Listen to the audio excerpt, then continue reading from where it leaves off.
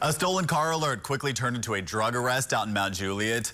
Police say license plate readers flagged a stolen Mazda Saturday night.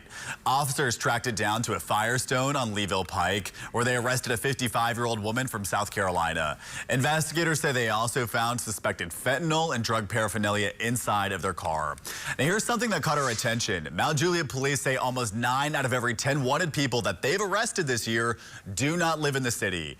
New numbers show officers arrested 342 people who were already wanted during the first half of this year. Police say just 12% of those were Mount Juliet residents. The department also says thefts, shoplifting, and car break-ins have all dropped since 2024.